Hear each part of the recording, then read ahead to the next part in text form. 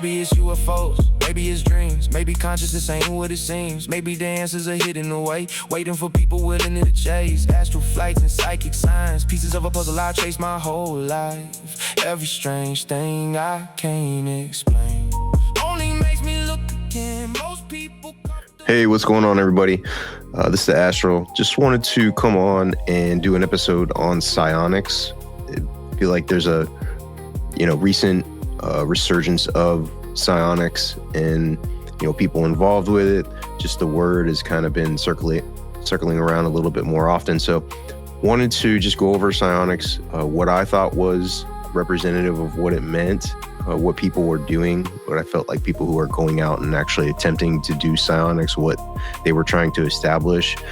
Wanted to go over things like Skywatcher. There's been some recent things in the news by Jesse Michaels about psionics. He, did a whole episode about, different protocols and ways that people have made contact, including Jake Barber.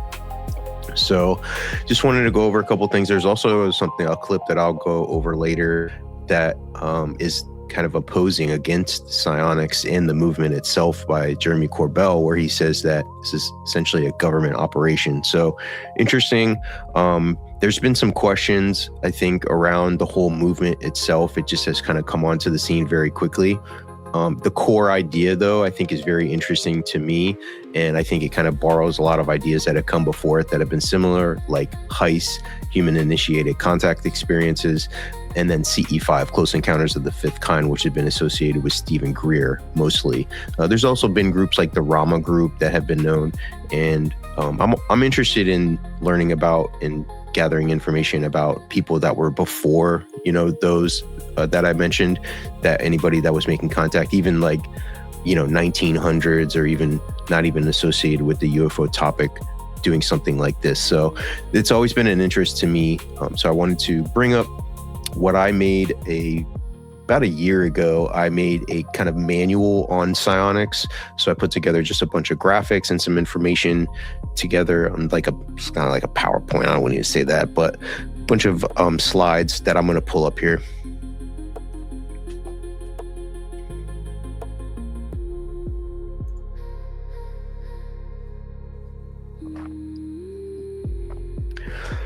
So at the core of the idea, psionics is really using your consciousness to make contact and establish connection with UFOs, non-human intelligence, or a combination of both in the technology. So most what I've heard is of the technology itself. So it's trying to establish a connection with the craft using ESP, extrasensory perception. Let me jump over to and I'll just go through this, really quickly. I'll read some of it through. So it's practice of using consciousness to connect with UFOs, non-human intelligence, what I just mentioned. Instead of waiting for outside confirmation, psionics explores how your own minds can get a tool of understanding. So I can really relate to that. When I first got involved in the UFO field, I instantly got frustrated with having to wait on stuff, like people to tell me what's going on. And as soon as I heard about CE5, I went out the next day. I downloaded the app that same day as I heard about it. And I went out the next night and tried CE5 and all of the meditation stuff, all of that stuff. So I was skeptical going in, but I found it refreshing that there was actually a way to sort of test this yourself through your own consciousness and your own thoughts and trying to see patterns that arrive, if anything. And I think a deeper way to use technology in a research type of manner where you're suiting up multiple experiencers that are going out and doing the same protocols and methods that you are, where you can establish some sort of baseline to study it. So I've always been interested in that. So practitioners use a combination of telepathy, remote viewing, other consciousness-based techniques to communicate with the UFOs and non-human intelligence. They create a direct connection between humanity and other intelligent beings, offering a new way to explore contact between conventional science. So the history, I mentioned it earlier, HICE, human-initiated contact experiences, CE5, which came from the Close Encounters of the Fifth Kind, which was a method that Stephen Greer has developed, which includes visualization techniques, meditation stuff, an audio track that could go along with it as well. I know when I had his app, he also had like you would play it into a walkie-talkie. So you would play these tones, and the tones that he came up with were derived from an investigation that he was doing inside of a crop circle. So apparently he went inside this crop circle and he heard this tone that was constantly going in his ear. This is Stephen Greer developing his app and his CE5 protocol. So he heard the tones and heard them going in his ear, and he heard this, and then he got with a musician, like a synthesizer, someone who just played the keyboard and played that same tone that he heard. So he, kind of like envisioned this tone that he heard and then sped it up and slowed it down for the tempo of it for a 4-minute recording. And that's basically what it is when you go out and you play this, one of the audio files that you could play through the app. And one of the things that you did was you played it through a walkie-talkie, which I found, strange, but interesting as well. If you would play it through a different format, I don't know, maybe radio waves playing it would extend. I don't know what really was the method behind there, but I thought that was always interesting. And, it's kind of like then it turns into the psionic revolution. So this word, which has had multiple meanings in the past and hasn't really had a movement like this ever before behind this word. And psionic revolution, they're pushing the boundaries of contact, refining the methods of consciousness-based abilities to interact with UFOs. More researchers and experiencers, I think, are going to associate with these types of contact where initially you're going out and you're intentionally trying to make contact, and then you're seeing UFOs and it's actually happening. So I don't think it's something that's going to be new per se, but the word psionic is kind of taking over and having a, persona of itself. So it's beyond traditional physics. It's not really able to be studied. And the difficult part about it is it's in the field. So it's not in a lab in a very controlled environment. And so that makes it very difficult to replicate things. That's one of the things that I found with just suiting up people who are experiencers or who are having these sightings and experiences more often, was that having an EEG, cameras, body monitor devices, people are moving around like they're outside, and so they're constantly shifting. The temperature is always different, and the environment is never the same. So how controlled can it actually be when you're going out and you're testing stuff that's visualizing in the sky? It's going to be very difficult. I don't know what really the solution is there. Bridging the gap, it's going to look it's quantum entanglement, but I think extrasensory perception, physics, some frequency brainwave analysis, like EEG, stuff like that, like all of that to me is going to be involved with this type of study, how to do it. Okay, now we're getting into the case studies behind the psionic activity that might be associated with it. So a lot of experiencers, when they talk about experiences with non-human intelligence, they're talking about, telepathic communication or ways to receive that information nonverbal.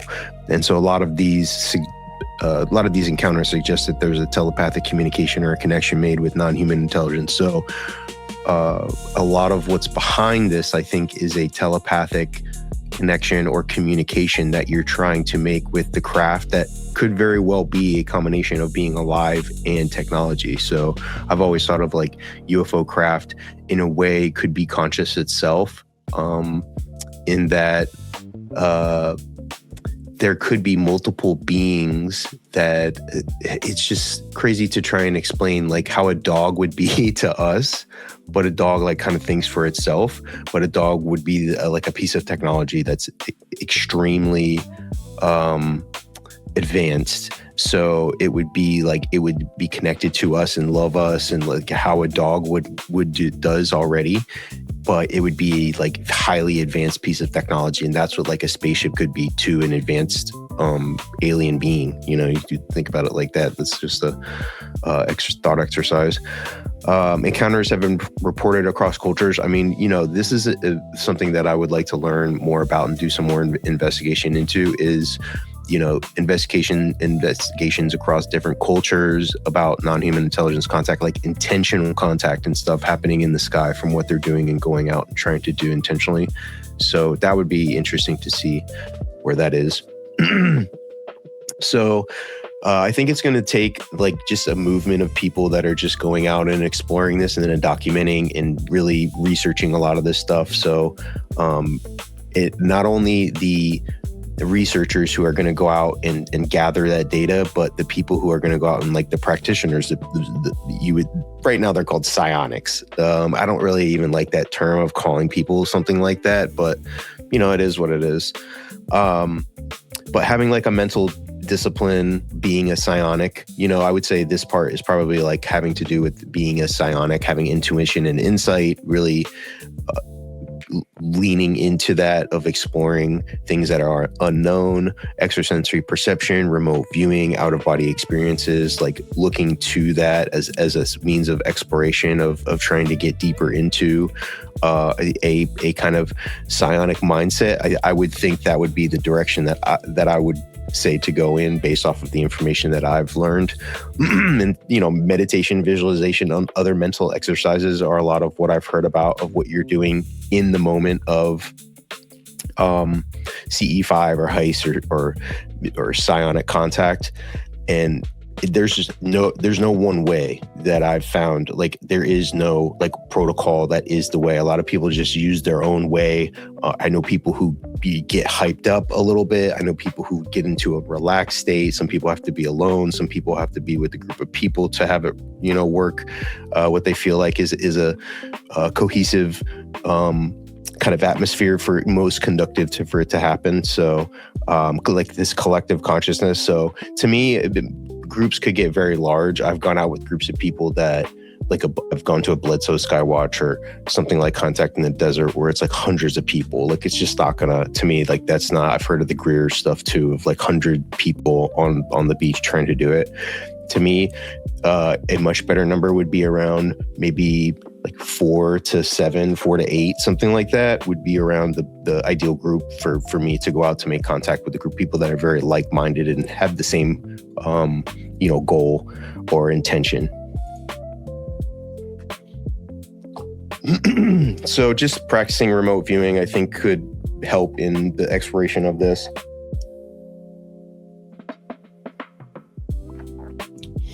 Things that work on expanding your consciousness, like I was mentioning, out-of-body experiences,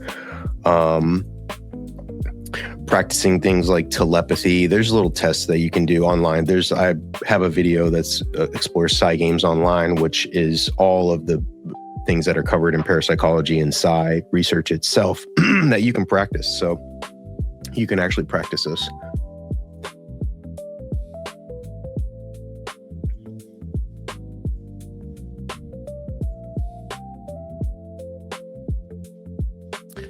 So in terms of like maybe what's up against this, which I'm a skeptical person as well. It's going to be the most difficult to really gather the data in a way that scientific academia is going to take serious. Like, that's the main challenge, I think, in ufology in general. But for this, I mentioned before, the controls of having it out in the environment, like in the open outside, it's going to be extremely difficult to get a baseline of controls, like sensors that you can gather. And the goal is to have a multi-sensored event captured. So you're having like EEG, your body sensors, something in the sky, something measuring the environment, and then the UFO happens. Let's say like the UFO comes, something happens, and it makes something in the sky. That is captured. If that is captured somehow by all 4 of those, and you can coordinate it and up to where then you can say, okay, at this specific moment on all 4 of these sensors, we can measure if anything happened. So as these things start showing up in, these sessions that people go out, is there any pattern? Is there any correlation that happens between these 4 to 6 sensors that you're all putting up with different people as this UFO or as this event happens in the sky? So I think once you start like establishing that, you can then start testing different things and variables and stuff like that. But to me, that's what the foundation of the psionics kind of idea is like, there's the psionics itself of like trying to make contact with the UFOs. Like, yeah, okay. But to me, the testing of it was going to be very interesting. And so the quest for the evidence is going to be the most difficult, the thing that it will start to happen. what is behind it, like what these are, and I'll go through the Skywatcher thing. Like they made a chart of all the different shapes and sizes and all these different craft and things that they were seeing in the sky, of like classifications of what they were. So it's going to be hard to narrow it down. And then just facing overall skepticism.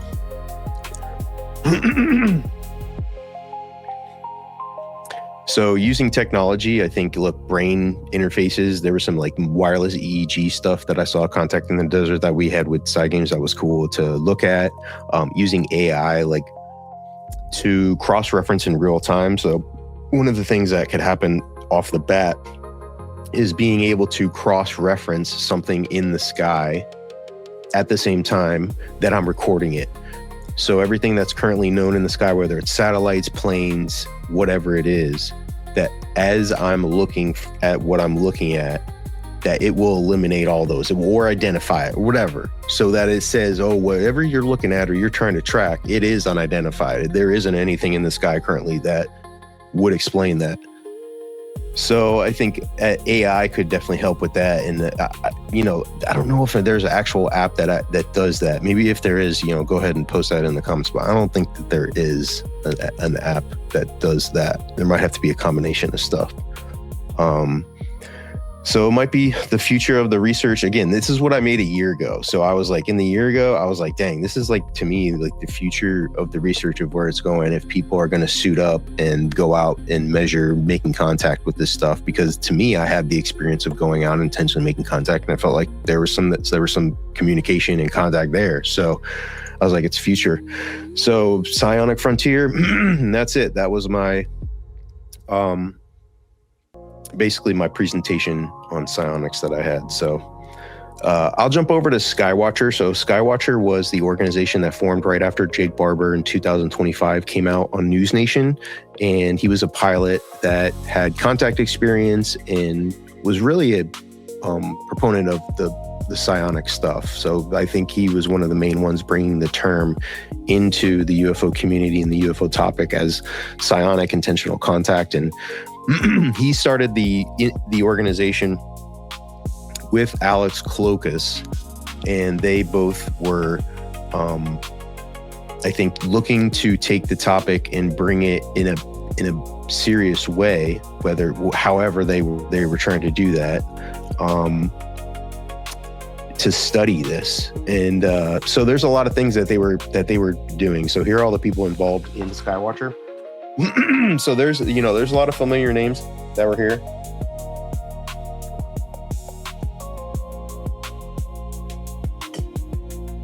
Gary Nolan. Here, let me bring this a little deeper.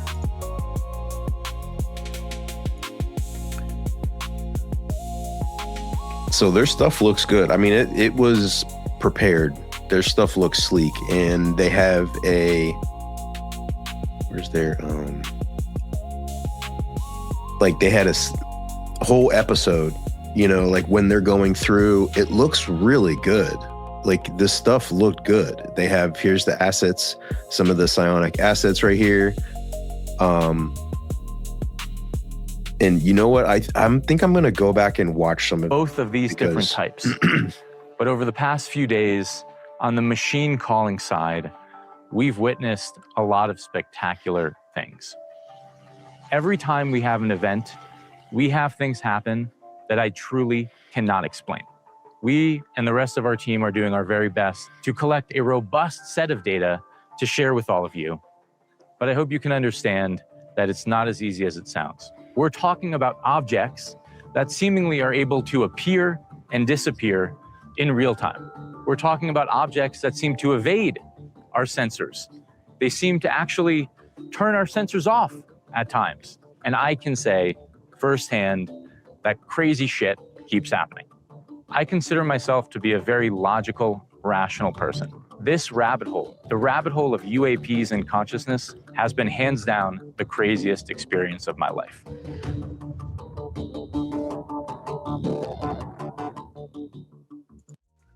See, like that, that looks good. And there was a lot of excitement. I mean, there was really a lot of excitement behind this. They had Gary Nolan involved. Matthew Pines was involved as well. So there was a lot of people I think were involved in this. Interviews and references. Carl Nell. I didn't realize Carl Nell was involved. David Grush. I didn't realize David Grush was involved. Maybe he was just in the episode. But yeah, as you can see, it was supported by a lot of people within the UFO topic. And unfortunately, the actual here's the shapes and the classifications. So 9 observed UAP classes. And I'm just going through their website. So website is skywatcher.ai if you want to visit it.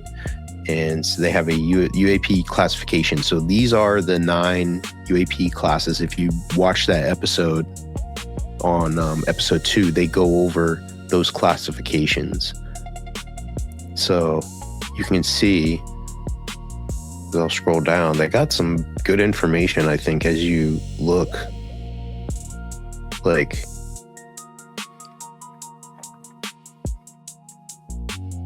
that's from the Tic Tac. Blob. The manta ray. Yeah. Jellyfish. Hornet, that's interesting. And then the egg. So quite a number of classifications that they have, some information on, so you can look down. The only unfortunate part that I was going to mention is none of the data. So all of these things that he was talking about and referencing of like sharing, it actually never happened yet. I don't know if it ever will. But that was what I was really looking forward to, is seeing the IR sensor data, radar tracking, all of these things that I was working on, of trying to measure at the same time. Like these guys are spending hundreds of thousands, maybe millions of dollars on this to try and really seriously do it. So we'll see if anything ever comes out of Skywatcher. But I don't think that they've been very active lately. So we shall see.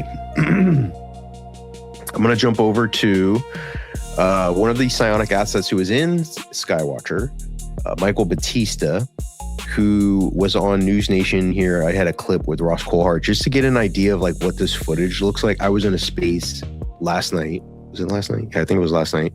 And we were talking about footage that I saw that I was shown at Contact in the Desert. And still, like, it's interesting footage for sure, but you still just can't make it out into being anything. So this is probably the frustration too of other people who are coming in and hearing about psionics and then seeing footage like this of trying to be convinced that this is real.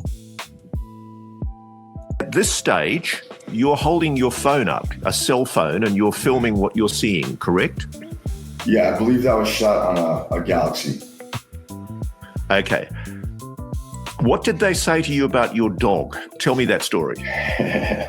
So, again, it was like infant stage of NHI communication. And, I asked them to land, and then I instantly got this thought response back in my brain saying, we'll land, but only if you put your dog away in the crate. And I was like, that's a strange request. At this stage, you're holding... So it's tough to, I don't know. I don't know how to take that for the footage itself. There's interest. And again, the footage was interesting, but I think I would much rather go out, and people were going out. I probably should have gone out with the group that did, but we'll see. A lot of, I'm interested because they're getting with some folks in the community who are familiar with the measuring and the sensors and the importance of getting multi-sensor data on these type of events. So we'll see how it shapes up. I saw the Patrick from Vetted, his documentary on psionics. I wanted to share the trailer and then talk a little bit about it, of what I thought. So I wanted to bring it up here.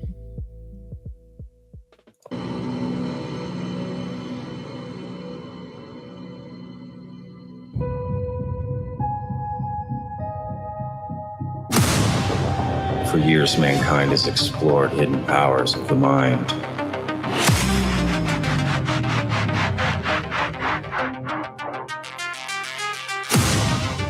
Most dismissed it as science fiction. It is absolutely ridiculous. I don't know what we're doing believing in all this nonsense over all these years. But what if they were wrong?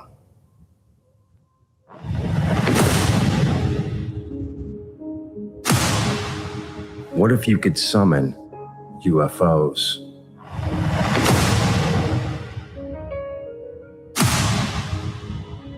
With your mind.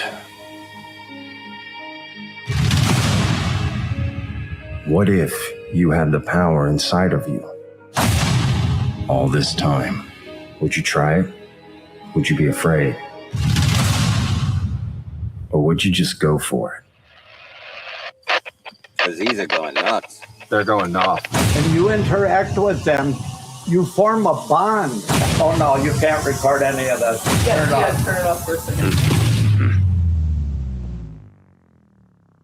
Controversial, huh? That's my middle name.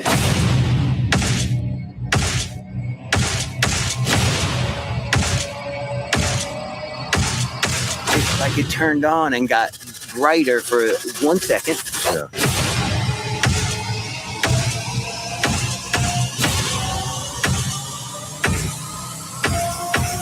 I know there's aliens inside there. See that, Patrick?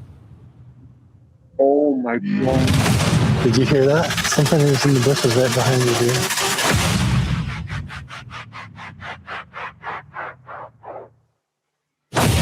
I'm ready to see something. If you're willing to show it to me, I'm open. I just want to see what you are. And I look up, and there are these orange lights that are in the bushes. Patrick, watch out behind you. That was all right. So I saw it the other day, and I thought it was good. I thought it was well put together. It was just interesting journey that he went from. I didn't know it was going to be based off of the Contact in the Desert where I was hanging out with Patrick. So that was cool to see like the different lanes that he went into. In terms of the people that were on it, I don't know if that was the best people to represent necessarily psionics or anything with psi. Again, me coming from like parapsychology, there's a whole different, I think, lane when you're talking about psi and parapsychology and psychic research and all of that. So the ones that were like at Contact in the Desert, I don't know. It was well, I think, reflective afterwards of like being able to reflect. And I think he did a good job of like still being skeptical, but also open-minded in the process and not having to like be disrespectful to people, but also kind of calling it out to be like, I don't know. I don't really know what that was, or if I believe what this ability that was claimed is. And I think you have to go through that. And that's why I like talking with Patrick and other people like that in the community who just have their own opinions about everything and all the topics and all of the different things within ufology. So I appreciated it. I've always said like there needs to be more people just going out and exploring it and doing the psionics work. So to see somebody like going out and meeting with different people who have their different methods and protocols, and to record all of that, like that shit it's so needed. And so I really appreciate that. And it was cool to see. And all of this stuff, I feel like with the Vetted is on point with like their production and their production value and stuff like that. So shout out to that. It was cool to see.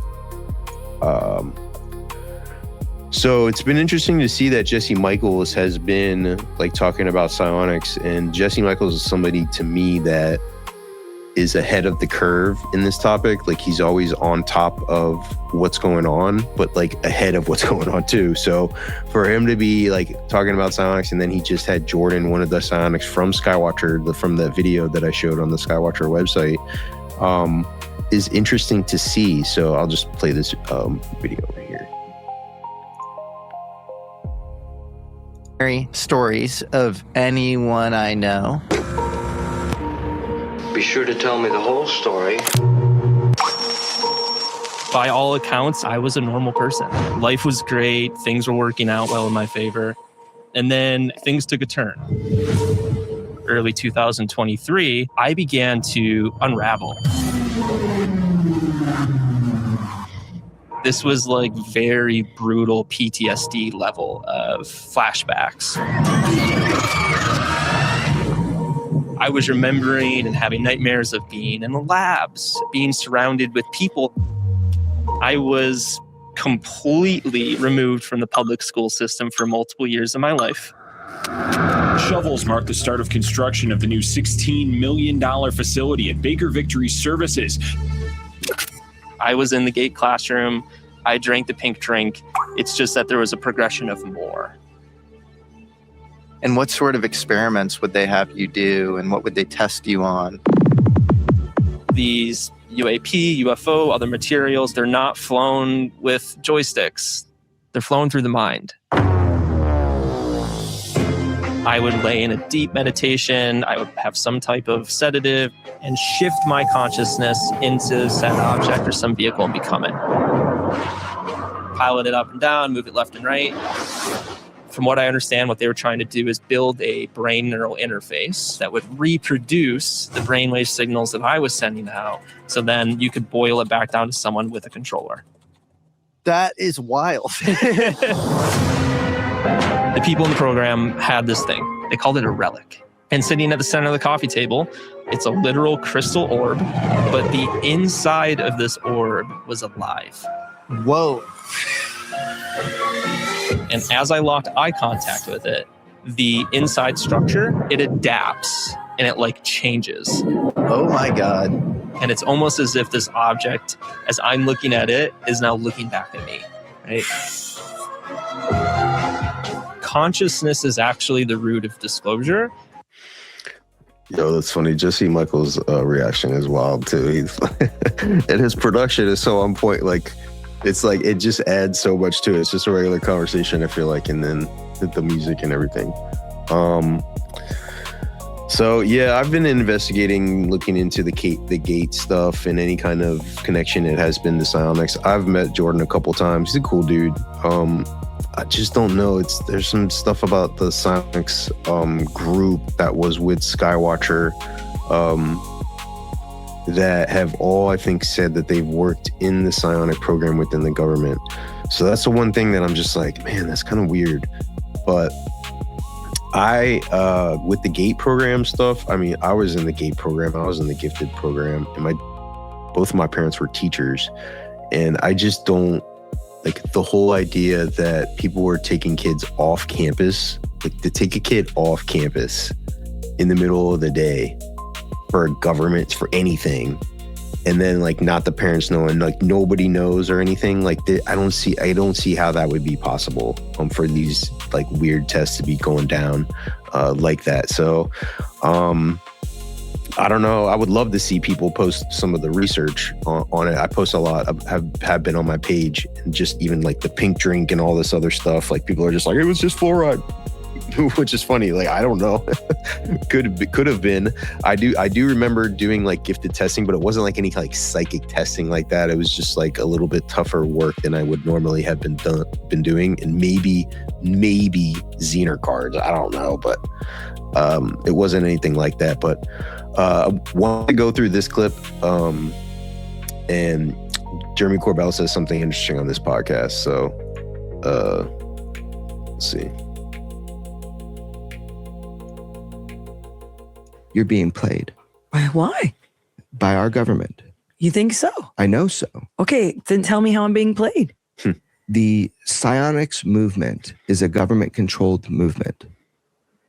I've really never talked about this publicly, but I know that to be true.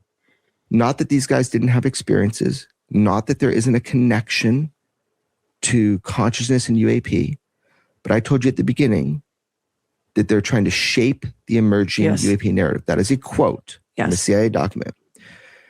The psionics movement, as it's presented to you by intelligence agents, is to shape the narrative. It's not that it's untrue, all of it. Some of it is untrue. And I think if I had those guys sitting with me right here, they'd want to admit it, because they're patriots and they're probably good humans. So keep your mind open. Yes. Don't let the marbles spill out. Yes. Man, that's frustrating that he just didn't name. Go ahead and name them, man. Name the people. But I would imagine that he's just talking about Jake Barber and Alex Klokas. Like, those are the guys that brought this. That was the psionic movement in my eyes. Like, they came to the public with the psionic term as attached to the Skywatcher organization that was coming out, and the whole real movement behind it kind of stemmed from all of this. So when Corbell says that, to me, he's talking about those two guys. I don't know if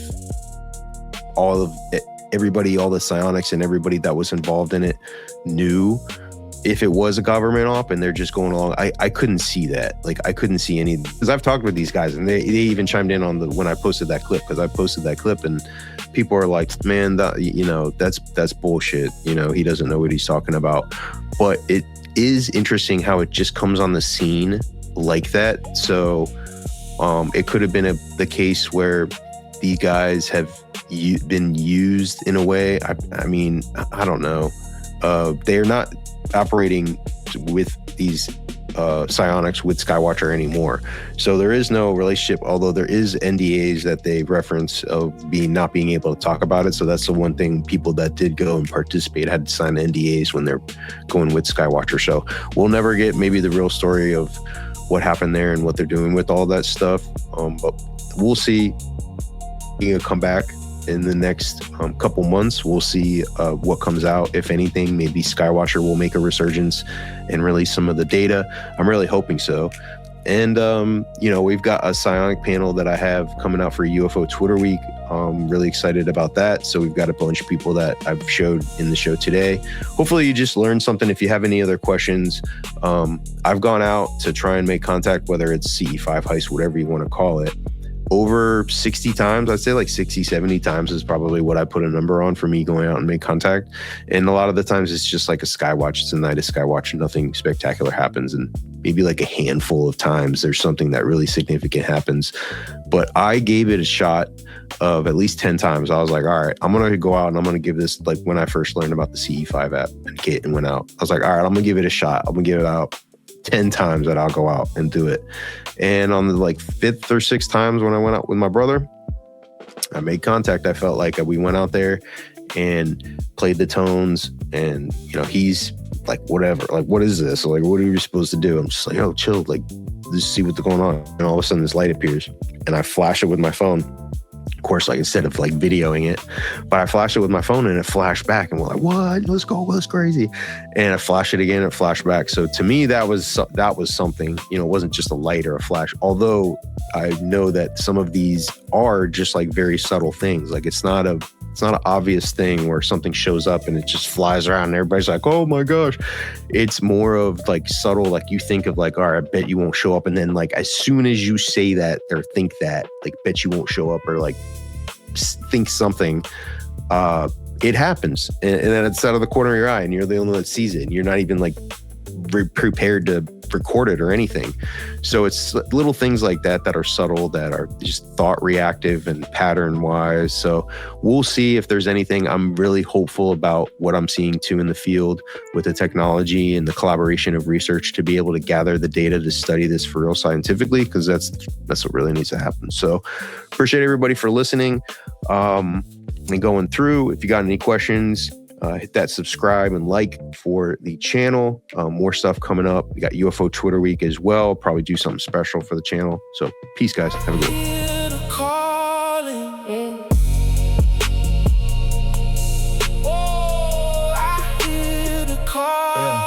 Maybe it's UFOs, maybe it's dreams, maybe consciousness ain't what it seems. Maybe the answers are hidden away, waiting for people willing to chase. Astral flights and